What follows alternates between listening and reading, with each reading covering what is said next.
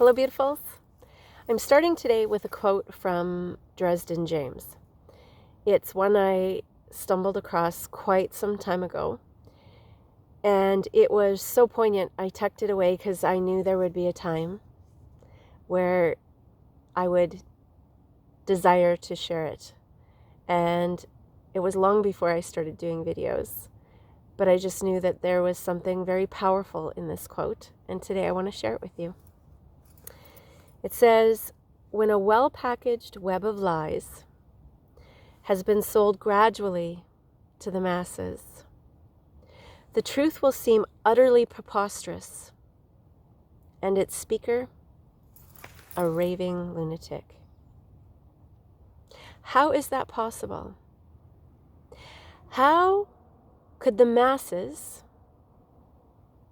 believe something that was untrue to the extent that when they were presented with the truth, they could not realize it as such? It's simple. It's a 4-letter word.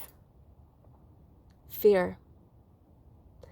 Fear is the reason in which the masses can be manipulated into believing something that is not true. And when faced with actual truth, fear does not let them see. And I wanted to explain a little bit today about why fear makes us more susceptible to being manipulated. Now, I know that statement right there is a tough pill to swallow. And many people might decide to stop watching this video right here, because it is a scary thing to be in fear, and even more so to think that somebody would actually take advantage of that state for their own gain, for manipulation, and for control. So I wanted to simply explain a little bit today about how fear does make us more susceptible to being manipulated. We learn fear through 2 ways. 1, being instructed, being told what is fearful and what is dangerous. And 2, by learned life experiences, by actually seeing something fearful, experiencing it ourselves, or actually being hurt and learning that way.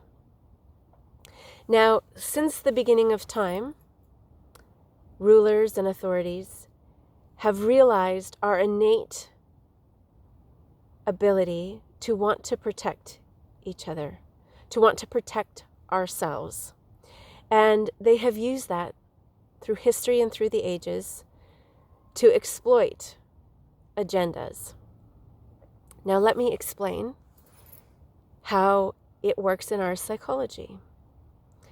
So, we want to be a community, and as such, we desire to take care of ourselves and those within our community. Now, if we are shown that something is a threat, be that a person, a country, or a thing, and it is made very clear that there's this label of threat, danger, harm, there is an immediate withdrawal or separation that occurs, and a congregating within the masses of those trying to protect themselves. Now, once that division occurs, the fanning of the flame, or that concept of harm, continues to be fueled. And that incites within us that fearful place. Now, when we are fearful, we are running out of the emotional side of our brain, the limbic part of our system, which actually is a very fast moving part of our brain. Those transactions happen very quickly. And it restricts for us our logical, rational, cognitive aspect of our brain which is the prefrontal cortex. And in this area of the brain, the movements are slow, as you can imagine, if we're trying to reason and be logical. So from this limbic aspect, we are running more on instinct.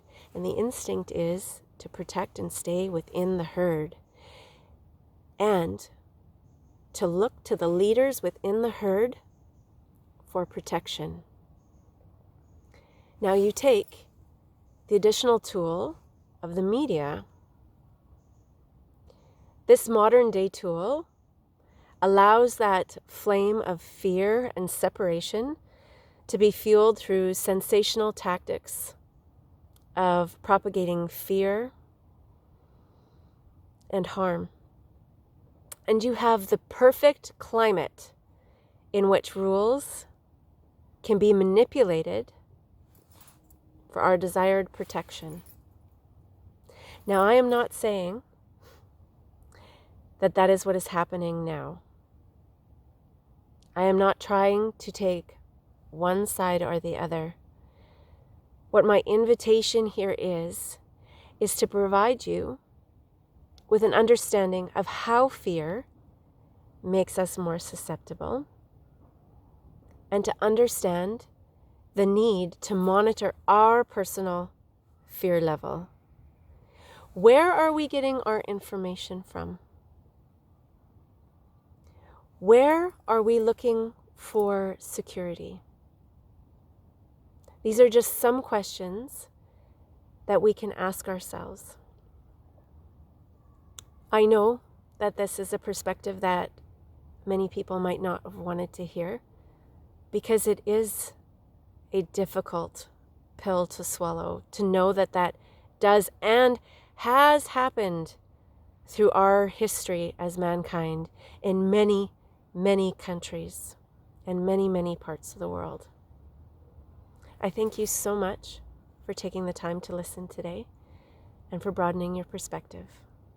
Until we speak again, please be well.